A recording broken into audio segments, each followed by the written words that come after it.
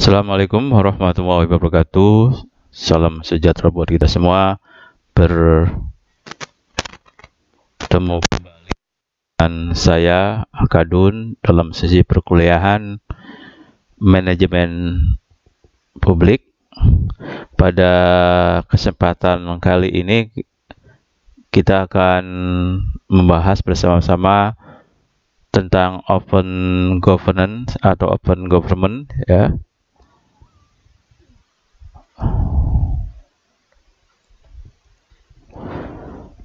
Open government dilatar belakangi pada dasarnya untuk memperkuat good governance dan e-government.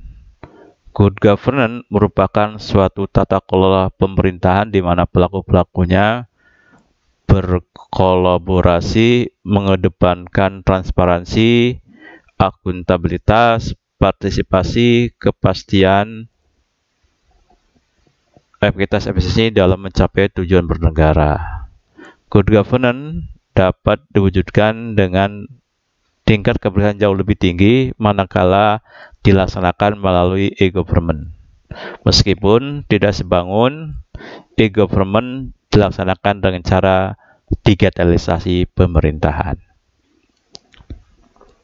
Good governance diinisiasi oleh Bank Dunia dan IMF.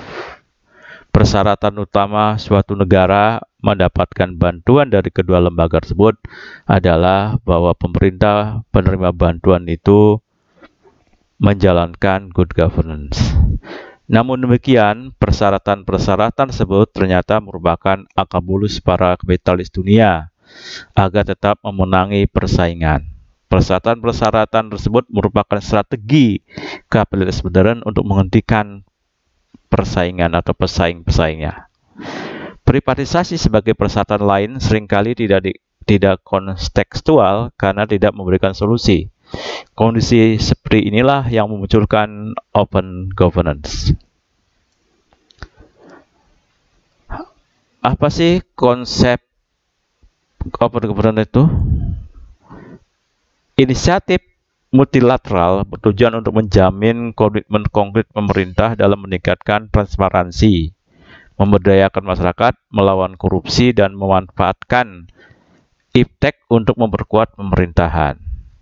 Transparansi tidaklah tindakan pemerintahan, aksesibilitas pelayanan dan informasi pemerintah, serta daya tanggap pemerintah terhadap ide, tuntutan, dan kebutuhan baru.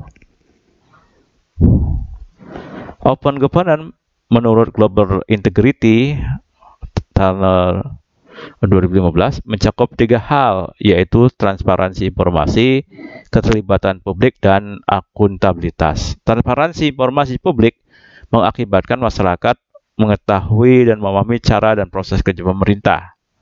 Keterlibatan publik diharapkan masyarakat dapat mempengaruhi cara kerja pemerintah dengan terlibat dalam proses kebijakan publik dan program pemberian layanan atau implementasinya. Akuntabilitas diharapkan masyarakat meminta pemerintah dapat mempertanggungjawabkan kinerja kebijakan dan pelayanannya.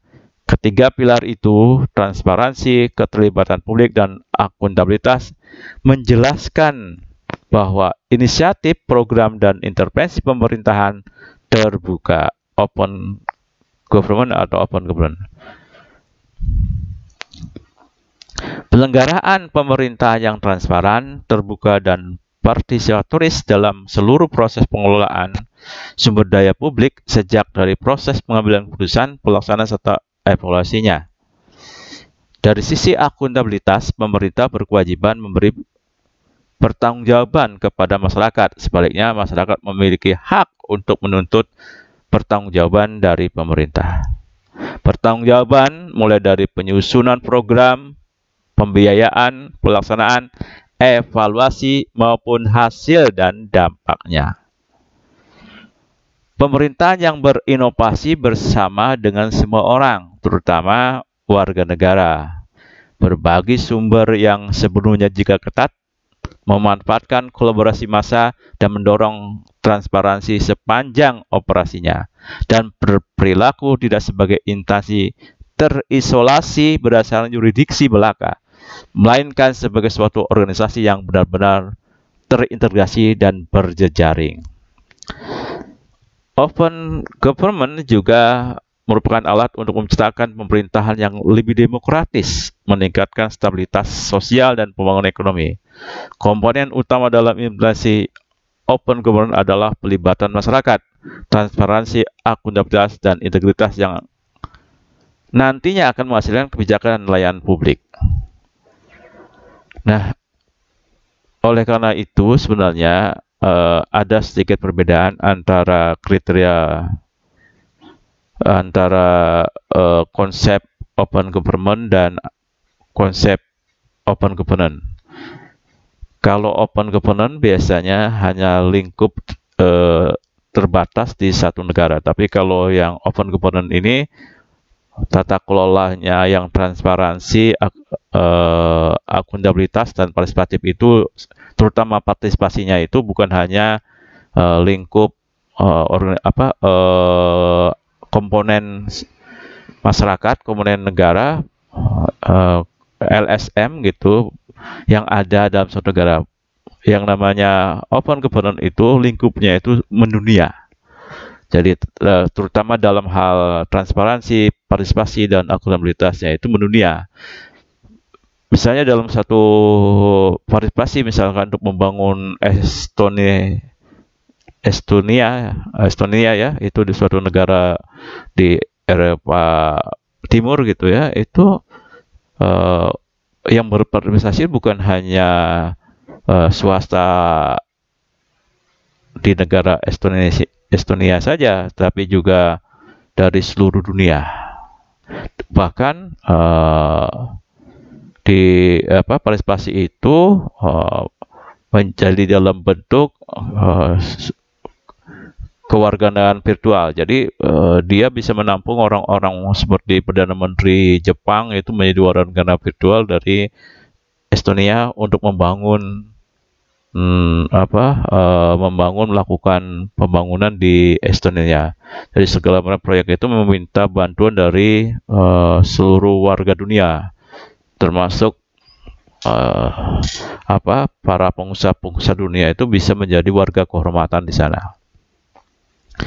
Nah, kriteria open government atau government itu menurut OECD gitu adalah pertama transparansi. Segala bentuk tindakan dan tanggung jawab dari tindakan tersebut akan dilakukan secara terbuka. Walaupun berbeda secara telanjang dengan transparansi ya. Transparansi itu masih tetap ada yang tidak terbuka secara umum. Mungkin kalau yang namanya dokumen negara gitu ya, kebijakan-kebijakan negara tidak terlalu terbuka gitu. Tapi kebijakan-kebijakan negara yang bisa diakses itu jauh lebih banyak daripada yang tertutup itu transparansi sebenarnya. Yang kedua, aksesibilitas. Seluruh layanan dan informasi dari tindakan pemerintah dapat diakses dengan mudah oleh masyarakat. Jadi terutama ini kalau dalam berkaitan dengan hubungan dengan masyarakat, pelayanan itu lebih terbuka gitu. Semua masyarakat itu mudah mengakses apapun yang dilakukan oleh pemerintah dalam hal layanan. Yang ketiga, responsif, merespon ide baru, permintaan dan kebutuhan dari masyarakat. Jadi pemerintahnya responsif terhadap permintaan kebutuhan masyarakat yang baru. Jadi tidak akan ketinggalan. Bahkan ada yang namanya melakukan yang namanya learning the future, perencanaan masa ke depan gitu ya. Adapun prinsip pengukuran open government itu adalah prinsip kebijakan. Ini terutama didasarkan pada kelibatan masyarakat, transparansi, dan integritas. Yang kedua adalah katalis kebijakan. Jadi perubahan, organisasi open government ini, mohon maaf ini ya.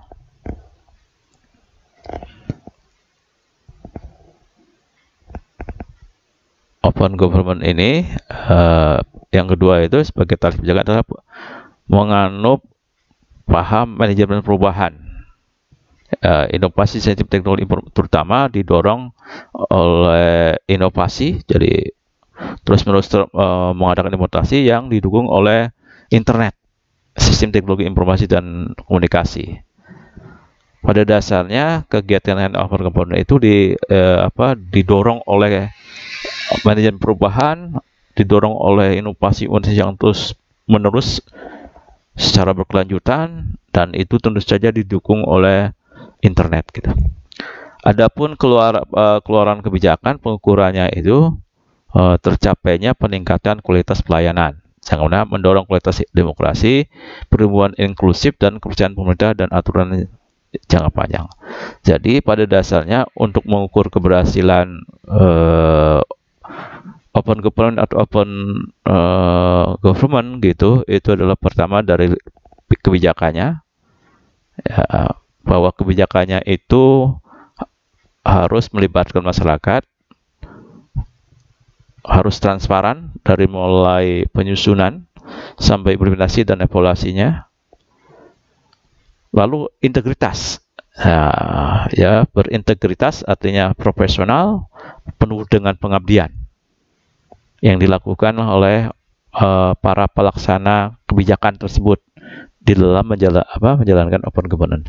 Yang kedua, ini berkaitan dengan katalis kebijakan, bahwa open governance itu didasarkan teori-teori gitu ya, manajemen perubahan. Jadi manajemen perubahan itu berarti apa yang mau dirubahnya di explain dulu, baru nanti dilakukan perubahan seperti apa harusnya ke depannya. Lalu ada inovasi terus-menerus melakukan inovasi terutama untuk memenuhi tadi kebutuhan masyarakat gitu ya, yang terus-menerus berubah, dan tentu saja digitalisasi dengan menggunakan sistem teknologi informasi dan komunikasi. Adapun keluaran kebijakannya dalam jangka menengah itu meningkatkan kualitas pelayanan, tapi dalam jangka panjang tentu saja ini mendorong kualitas demokrasi, ya, karena apa? Menurut itu tadi adanya transparansi, keterlibatan masyarakat di dalam kegiatan-kegiatan pemerintahan. Pertumbuhan yang inklusif, jadi pertumbuhan yang inklusif itu adalah pertumbuhan yang itu bukan hanya menyangkut pihak-pihak tertentu saja, tapi menyangkut seluruh warga negara, sehingga diharapkan gitu nanti kepercayaan masyarakat terhadap pemerintah itu meningkat, dan tentu saja ini mengatur bagaimana pemerintahan yang baik. Nah, selain itu, integrasi antar stakeholder baik vertikal maupun horizontal menjadi hal penting dalam implementasi open government. Persyaratan open government itu pertama, adanya jaminan hak untuk memantau perilaku pejabat publik dalam menjalankan peran publiknya, right to observe.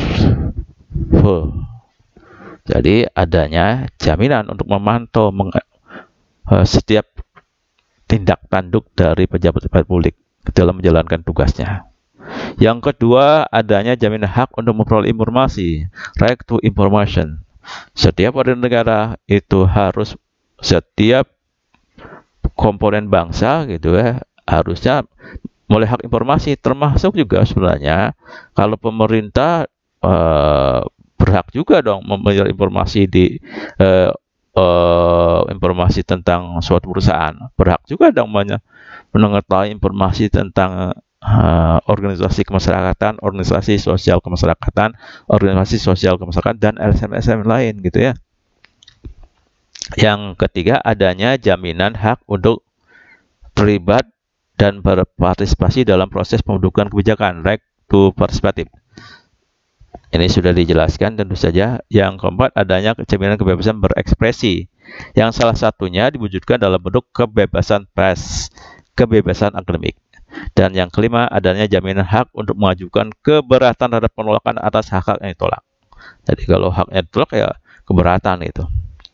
Sedangkan kinerja open government itu atau kinerja government itu biasanya dapat dilihat dari 4 hal. Pertama, dari fiskal transparansi melalui pengukuran indeks open budget survey. Jadi ini transparansi fiskalnya yang dilihat dari indeks open budget survey, bagaimana keterbukaan penganggarannya. Yang kedua, access to information melalui pengukuran adanya kepastian hukum dan keterbukaan informasi, termasuk lembaga-lembaganya tentu saja. Yang ketiga, public official asset disclosure melalui pengukuran indeks public official financial disclosure. Dan yang keempat, citizen engagement melalui pengukuran dari kelibatan warga negara melalui pengukuran ekonomis intelijen unit dan demokrasi indeks kategori civil liberties. Bagaimana sih sebenarnya keterkaitan open government dengan open data? Pada dasarnya tadi kan salah satu inti pilar dari open government itu adalah transparansi informasi. Nah, informasi itu kalau dijadikan itu pertama kali pada dasarnya dari data.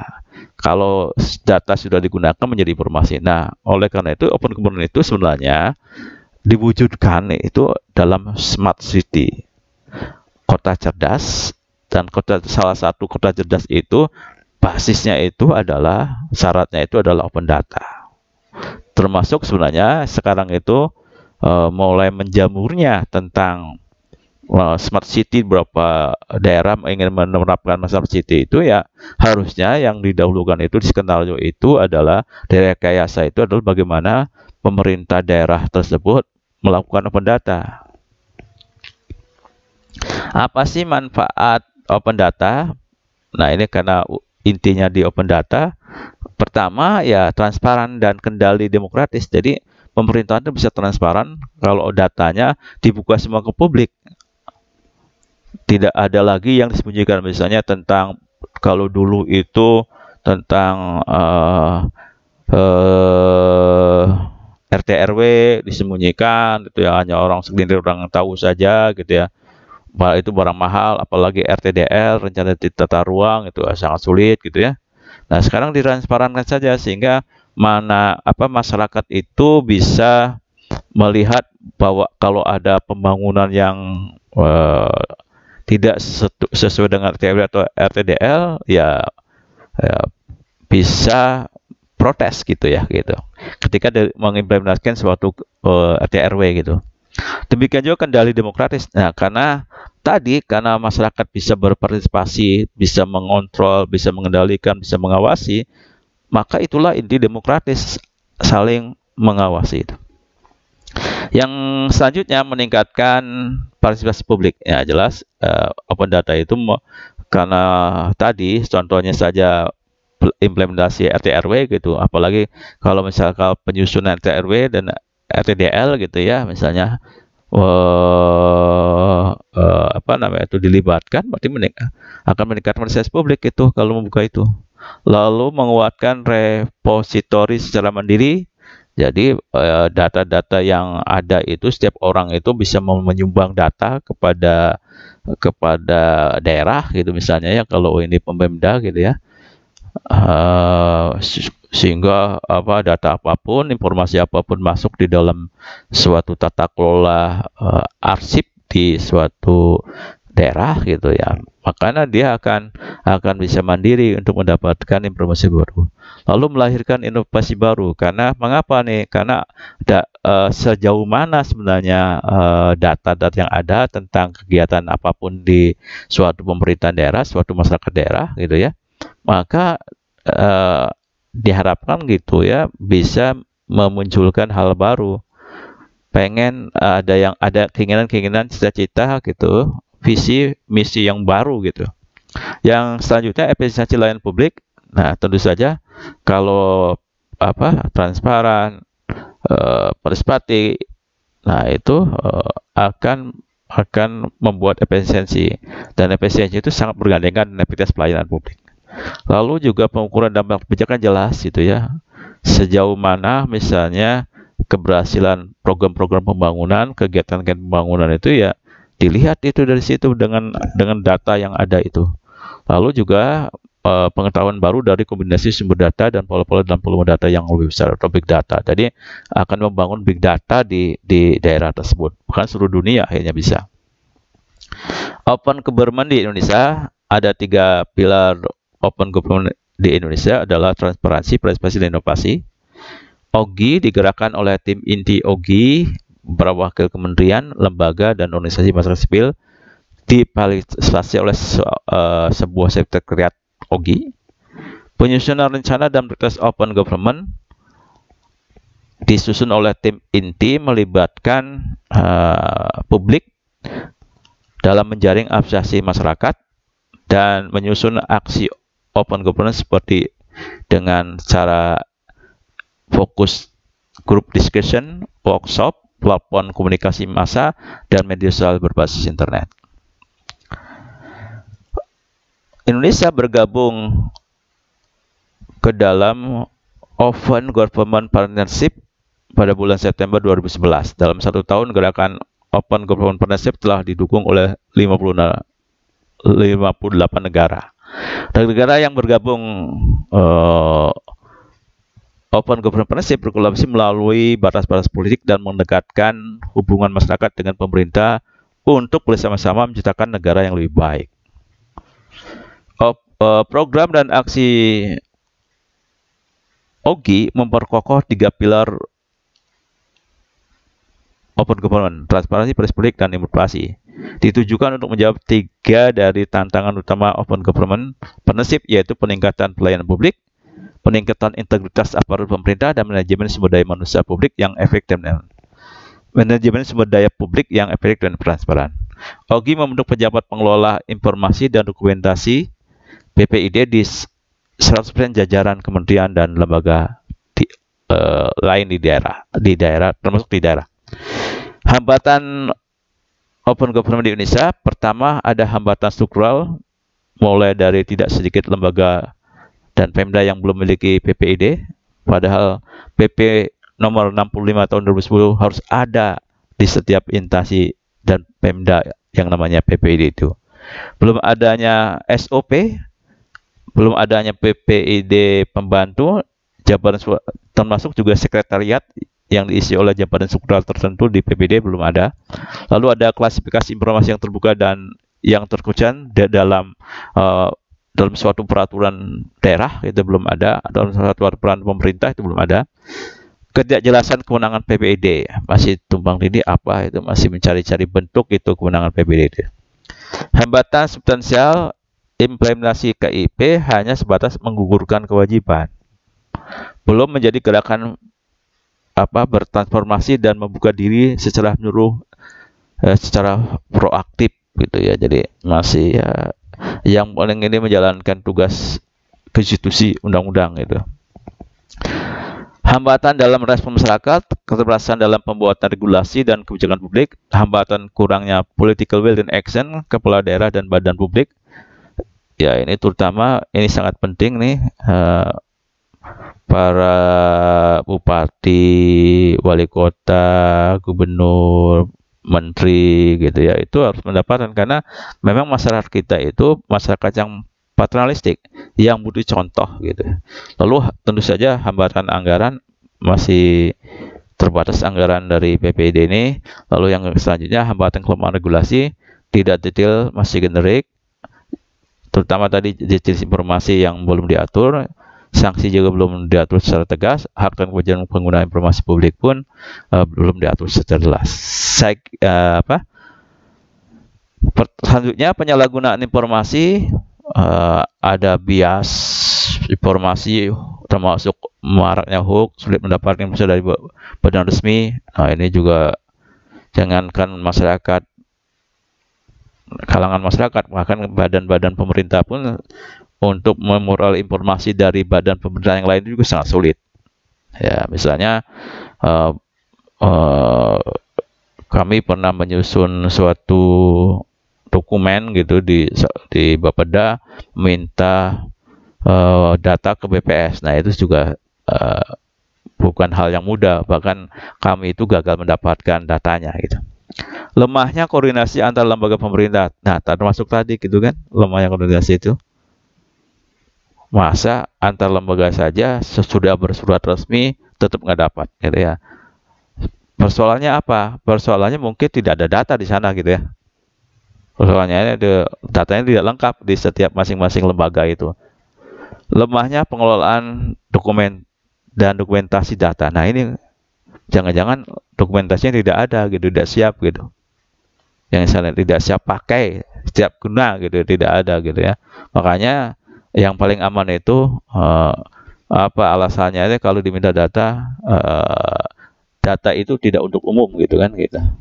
Hambatan paradigma dari pola tutup menjadi terbuka, terutama ya karena suatu organisasi itu pengennya tidak diketahui umum. Nah, sekarang disuruh terbuka. Nah, itu harus perubahan paradigma di para pejabat ini.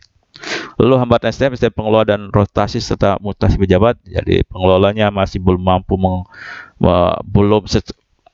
belum kompeten ya pengelolanya itu mengelola open governance, terutama kompetensi kan ada tiga, ada pengetahuan, ada sikap, dan ada keterampilan. Nah, mungkin kompetensi yang paling susah itu tadi pola tertutup itu tadi menjadi pola terbuka itu masih susah di dalam artinya.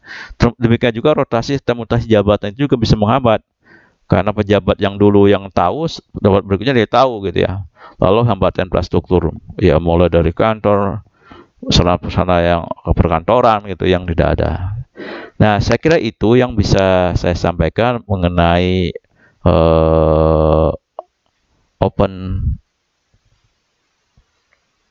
governance. Aduh, belum. Kemana? Terima kasih. Assalamualaikum warahmatullahi wabarakatuh.